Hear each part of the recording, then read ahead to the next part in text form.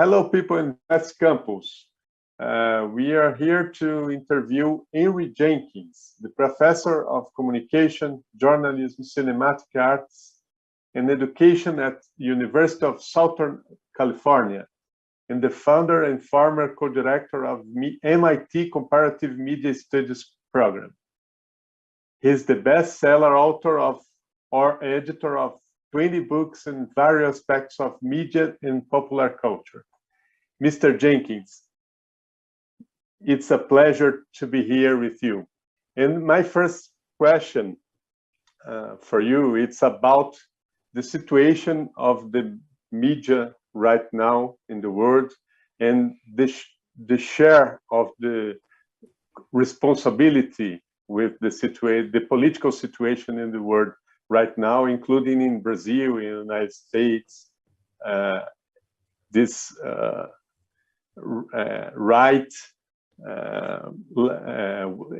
right-wing project. I think it's very correlated with media environment.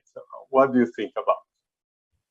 It's a complicated question. Let me begin by saying that I'm going to frame most of my answers in terms of American media context. I've been to Brazil. I love the people of Brazil, but I'm no expert on Brazilian media or Brazilian politics. So let me talk from my own perspective about what I think is going on here, and hopefully it'll be relevant to what's going on there.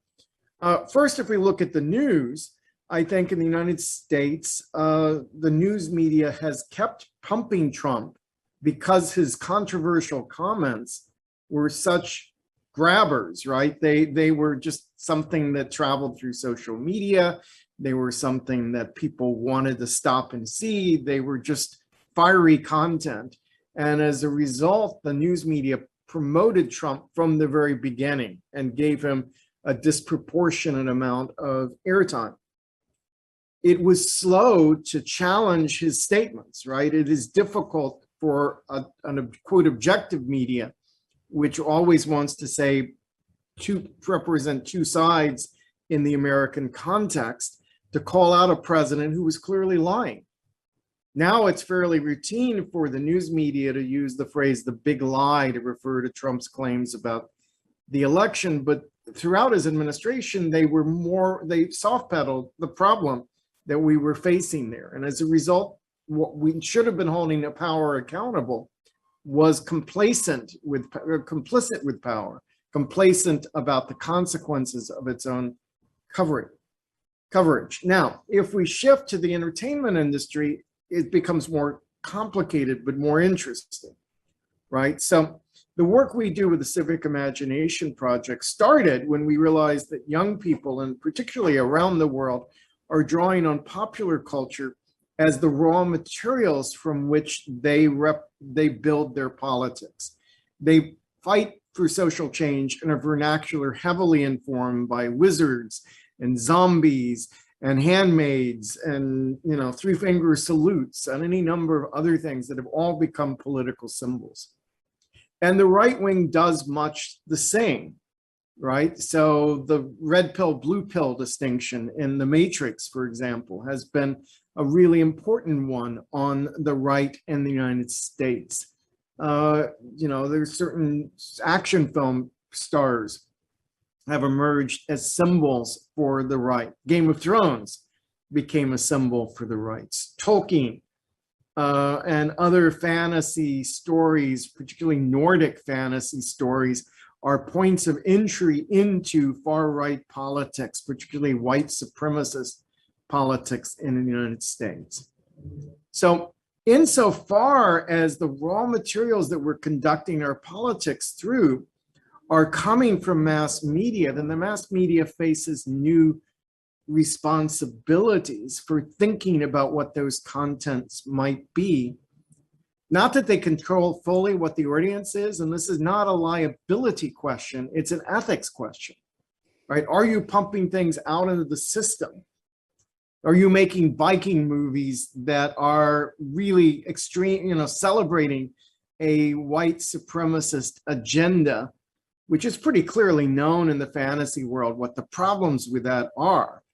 Are you promoting diversity and inclusion? Are you expanding representation, or are you holding on to a white majority representation in American media? All of that has consequences. Now, what does the civic imagination do? Well, our model starts from the premise that before you can build a better world, you have to imagine what a better world looks like. And the vocabulary we have for looking at better worlds is heavily shaped by media. We have to imagine ourselves as civic agents capable of making change.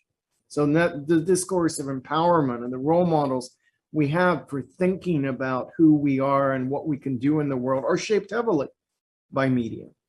Third, we have to imagine ourselves as part of a larger community of shared interest. Not the imagined community that some theorists have talked about, but the imagining community. How do we come together and imagine? And what are we building on when we imagine together our hopes, our aspirations, our fears about the future? We have to imagine a process of change. And if mass media only represents change through violence, that's going to increasingly be seen as the mechanism of change, right? We have to imagine shared interest or empathy for groups other than our own. And that's where representation becomes really important, and which group stories are being told through the media.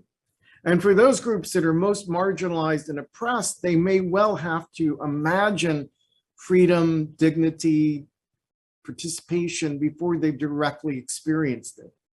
And again, what does that look like is heavily shaped by the content of media. So what stories does our culture tell us about the civic? The civic understood not simply as the political, that is government power struggles, but how we relate to each other as members of a community. So I think about, in the US, there was a child show host program called Mr. Rogers' Neighborhood. And Fred Rogers continually opened up this idea of who is a neighbor, and had all kinds of people come to his house as neighbors, including people of color very early in the early 60s, and continually expanded this notion of a neighbor to emphasize the connections members of a community have to each other. And this is not at all a political program, but it is a program that shaped the civic and the way a whole generation thought of themselves as civic agents. And that's the essence of what we're talking about when we talk about the civic imagination. And tell us how during this process to construct the civic imagination project, you start to dialogue with industry, government, academy, how people receive your message. Well, we start by going out and talking to communities, and we've probably done 60, 70 different communities across the US and other parts of the world over the last 3 or 4 years. And we do a world building process, a process where we come into a community and have a day-long set of activities that allow us to understand how the community is thinking. So we start with often people bring in a memory object, something from their lives that speaks to who they are, what their heritage is, what their trajectory has been, and they share that with each other. And this can be an enormously powerful process emotionally, because it all start out very intimately. We discover this is a necessary part of the process because for many people, the fear about the future is that they will lose things that they value. And so starting with the idea that they will carry with them something that's important to them is very reassuring and paves the way for part 2, which is world building. So we're thinking about what is the world of 2060, right? Not the world as we think it will be, because that's often very dark and dystopian, but the world that we hope it will be. What is the better world we would like to give to our children? And we brainstorm a variety of different topics and issues. Then we break down into groups and make up narratives about tipping points for change. So what is the moment we go from the world we're living in now, however dystopian we see it to be, and what happens next. And what we discover is often people need to imagine a meltdown, some horrible catastrophe that results in the possibilities of change shifting. And people see the urgent need for change or can imagine change because the old institutions have failed. And this is a question, is that the pandemic? Could the pandemic open the door for us to think about other possibilities? Is that a meltdown? Is the rise of fascism in Brazil and the United States and elsewhere a kind of meltdown moment for us? What does that look like? And then they perform those narratives for each other, and we discuss the mechanisms for change. Is it some tech billionaire who brings a technological solution which changes the world's problems? Is it bottom-up democracy? Is it top-down autocratic rule? What models do people have for thinking about positive change in the world? And in bringing those into context from, we worked with sex workers in Los Angeles to coal miners and tobacco farmers in Kentucky, and are getting these soundings from across America, extraordinary things we're learning. So now we're trying to take that out to other stakeholders. Government is still a hard nut to crack for us, to be honest. We're having a bit better luck getting the entertainment industry to think about it. And in some ways, that's where we see our most powerful starting point. I'm a media scholar. I'm not a political scientist. So talking to media industries has been natural for me throughout the last decade or so. And really having conversations about the stories that are out there now and what kinds of stories the public is telling about the world and what needs they have for resources to prod their imagination is an important discussion. And we are both working with entry-level independent media makers. We're going to launch a kind of incubator for creative people who are trying to imagine other possibilities through their work, and consulting with major media companies and franchises here in the United States is very much what we're doing. And we would love to broaden that experience that out to media companies in other parts of the world. I know I've spoken to Globo in the past multiple times now, and other Brazilian media companies we would love to hear from. The entertainment industry is historically connected to the idea of soft power, defense, and national supremacy. As it gets more global, local industries are becoming more relevant. Yes. How does the Civic Imagination project understand this local culture phenomenon? Well, I would say the current moment of streaming, Netflix, particularly, but other streaming companies, is creating what I would call a global shuffle. That is, we saw last year that Squid Games was the top viewed content in 60 countries around the world. We are watching each other's media, absorbing each other's stories. And so in a way that the North America has rarely experienced before, we are consuming media from elsewhere, and that is going to shape the way we see the world. That's really an important part of the current moment. Now, it's driven by, on the one hand, immigrant communities, emigre communities seeking connections back to the mother country through media. It's driven by what I call pop cosmopolitanism, which is younger people seeking to escape the parochialism of their own culture by seeking out pop culture content from elsewhere that inspires a kind of cosmopolitan attitude about the world. And it's inspired by the economic underpinnings of a global streaming industry. So one way to think about Netflix is cultural imperialism, right? This is an American company that is shaping the agenda of media in countries around the world and therefore flooding the market with US media. But it's more complicated than that because it's also circulating media and funding the production of media in countries around the world. And it's discovering the value of those local differences.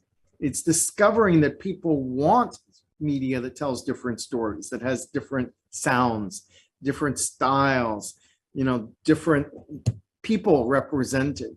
And so there's a diversification that's going on through Netflix right now that's at least as significant as the kind of old cultural imperialism model.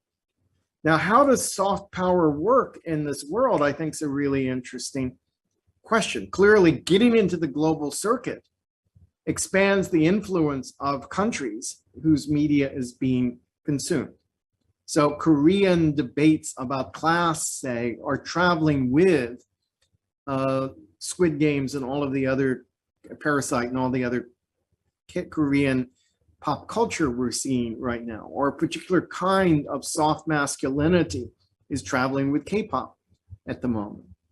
And there's every reason to think Brazil can be part of that process, right? And there certainly are some Brazilian shows that have made it into the Netflix and reached fairly high up in the Netflix world that are going to shape how people understand Brazil as a cultural producing and political power, but also will draw interest in local media production because of the pop cosmopolitanism. And Brazil seems to be a country particularly well situated with that because there's a Brazilian coolness that comes through in your popular music, for example. And there's a colorfulness that comes through the thriving folk cultures of Brazil. And I think those things make Brazil a country that could really play nicely in this global media shuffle that I'm talking about. And language barriers, like the fact that it's Portuguese, not Spanish, become less significant in a world where Netflix is covering the cost of dubbing, where audiences are more open to subtitles than ever before. There's a number of things going on that makes this moment a particularly interesting one to reconfiguring how soft power is going to work in this moment of the global media shuffle. I just received the news that Netflix in Brazil lost 200,000 clients. Wow. Yeah. Yeah, Netflix has had amazing. A bad couple of month or two here in many countries around the world, but it's in part because these other streaming services have become more aggressive and more successful, and they are also producing global and circulating global media content. So I don't know that what I just said is in any way negated by Netflix problems. We're just shuffling deck chairs between different ships. The future is now. You told me in Culture of Convergence. What is happening concrete in the sense of your project, your new project? Well, I mean, let's think about what I mean as the future is now. William Gibson, the science fiction writer, said, the future is already happening, but it's badly distributed, which is to say that it's unequal access to the future of media. So if we look at the places where the future is already being experienced, we can begin to get insights into what media is going to look like as it becomes more widely distributed. So if I think about what's happened in media during the pandemic, I think we can get a couple of core insights. The first is that if we imagined an experiment where we knocked out a major mass media cinema for almost 2 years, and it's struggling to emerge, if we slowed down mainstream television production for most of those 2 years and paved the way for other kinds of media content to thrive, that's what we've been through. So participatory media culture, things like Twitch, things like podcasting, are emerged during this as kind of lifelines for people to connect and hold relations to each other. The debate about screen time just blew up in the sense that everything became screen time. So the idea that parents should limit access to screen time became silly and forces us to think about not screens, but what are we using screens for?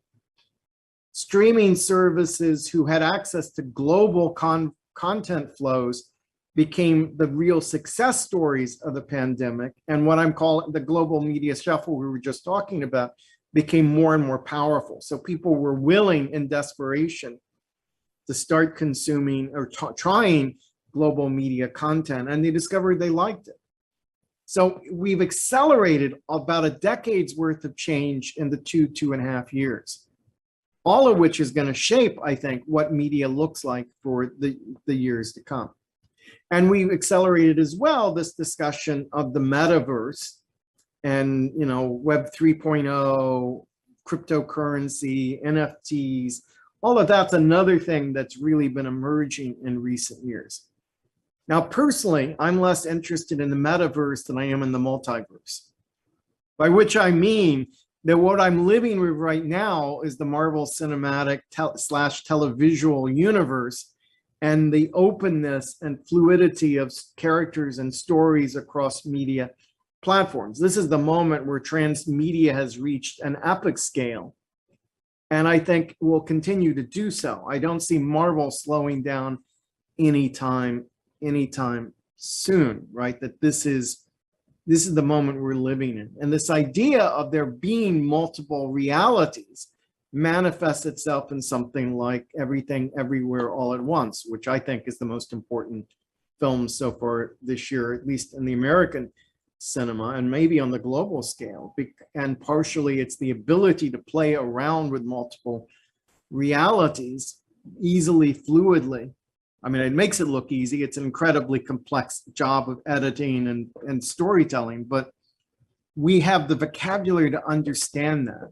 When I do a project with the Civic Imagination where I ask people to speculate from a future perspective on how in 2060 they will understand the pandemic, most people have the skills to do that. And that's in part a byproduct of the kinds of plays with realities that Marvel and other companies have been involved with in recent years.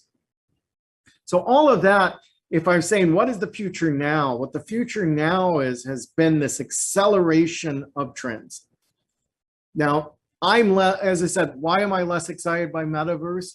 Because so far I hadn't seen anything that gets me excited. So far what I'm seeing is a corporatized version of Second Life. And I was really excited by Second Life, but not because of the immersiveness so much as because of the grassroots building up of it. The lack of corporatization made Second Life a really interesting experiment, which ultimately failed, but produced a lot of phenomenal results in the short term. So I don't know whether metaverse will be as big as people are claiming or not. I'm a little skeptical, having been burnt on Second Life. But I do know that the multiverse is here now, is going to shape how we understand stories for the foreseeable future. And how to ask people who produce content, how to get into this new opportunity to construct utopias, to construct new kinds of life, changing the situation of the world right now?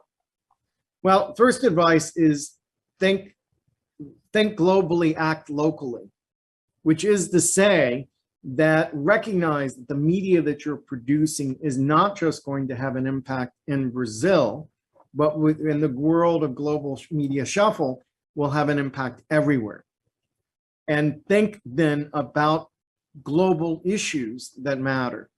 So for example, I know Brazilian authors have been very central to the solar punk movement.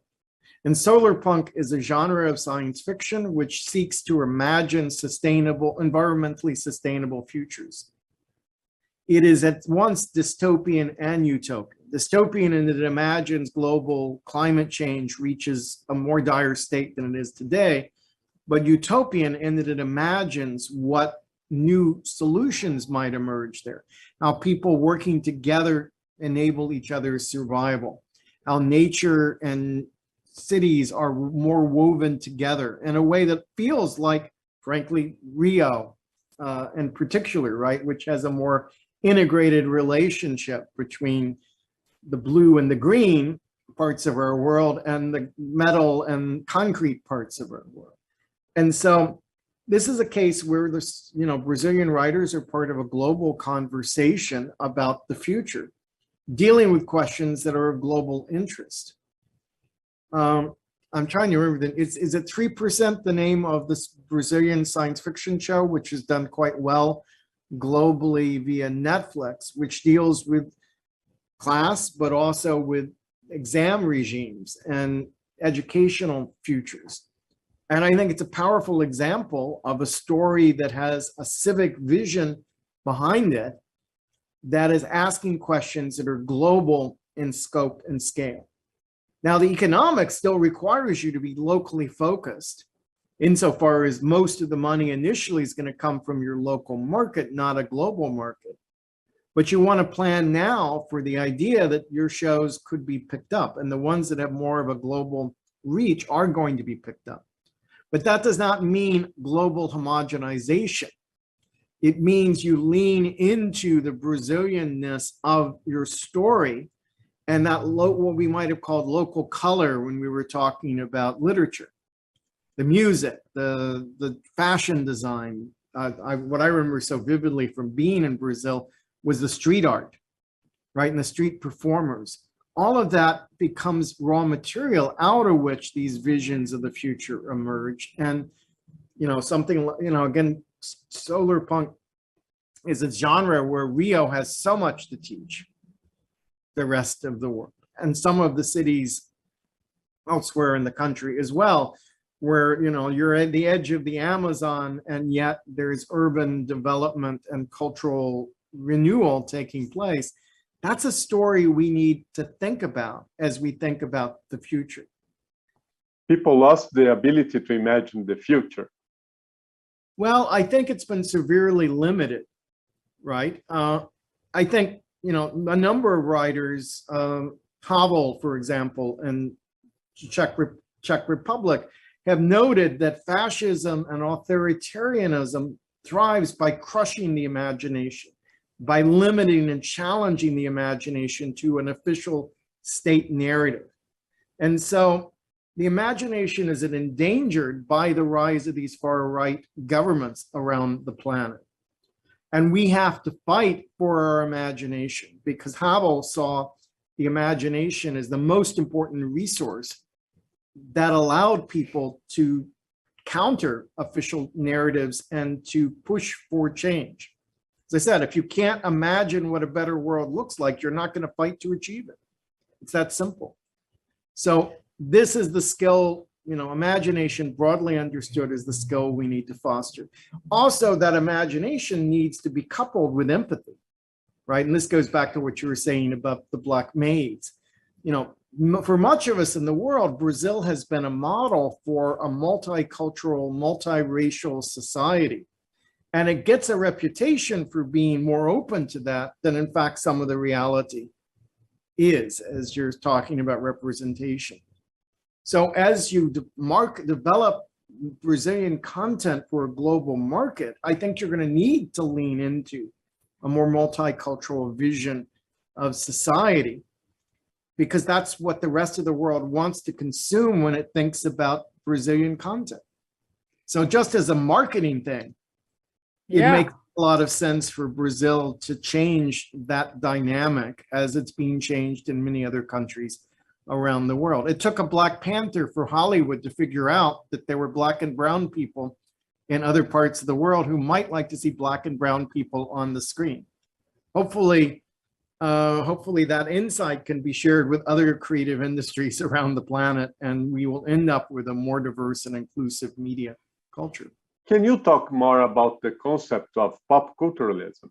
Yeah, I've been tracing this for almost 20 years, right? If you go to any elementary school in the world and look at children's art, you're going to see that it looks like manga and anime, right? If you, you can go to, for a while there, if you could go to countries that had no connections to India whatsoever, and they'd be having Bollywood film festivals. I definitely, telenovelas have developed a following globally that goes far beyond the Latin American market, because people see those stories as really important to them. And yet when Globo took me on a tour of their backlot, there were sets for other countries around the world. So Brazil was consuming telenovelas that it made for itself, but that tapped into a desire to engage with other countries, right? So everywhere we look, we are consuming each other's media, and that's just been consolidated by global streaming cultures and what I'm calling the global media shuffle. Are the workshops only for kids, or we can engage with older generations? No, our workshops cut across generations. So we have done workshops from middle school to senior citizens' homes, right? Wow. And I would say children definitely have a particular relationship with the workshops, and their sense of imagination is more acute. They don't need permission to play with the future. But senior citizens, on the other end, are really interested in this. No one ever asked them about the future. It's seen as indelicate, right? Because they won't live to see the future, but they care very much about the world they leave to their children and their grandchildren. And they're less inhibited about clowning around or engaging publicly with bold ideas. Wow. So, but we find we can make the workshops work at all age levels. And often if we go to a church, say, or we've done some in mosque, we have all of those great age levels participating at the same time. And that becomes really powerful as they learn from each other the strengths of each of those generations. So I think it's a really powerful model for transgenerational communication. We are in the final part of the interview, so I want to ask you to tell people who are listening to your thoughts, your proposal for the world, what we as Brazilian content producers, how can we engage in your Civic Imagination project? Well, I'm easy to reach. It's hjenkins@usc.edu. I'd love to get perspectives from people hearing this interview about what you're experiencing. We certainly could, in theory, do some of our imagination workshops in Brazil. We have a book out, Practicing Futures, which describes the workshop, and has clear-cut instructions if people there wanted to run them. We're trying to recruit people to run our workshops in various parts of the world. And we believe that there's a lot of insight you will get about how the people of your country are thinking about change from doing these workshops, which are more than and different than standard focus group interviews or some of the other ways that the media industry might survey its audience in the past. This is not just about getting their reactions to your stories. It's about discovering their stories, understanding the genres they're thinking through, and beginning to craft stories that more fully address the needs and desires and fantasies of your public.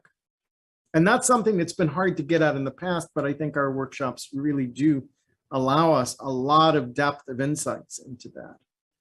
So either reach out to me or get the book and start experimenting with what civic imagination workshops might mean in the context of your creative industry, in the context of your local and national media system. So thank you very much for your participation and see you later. Bye-bye. Bye.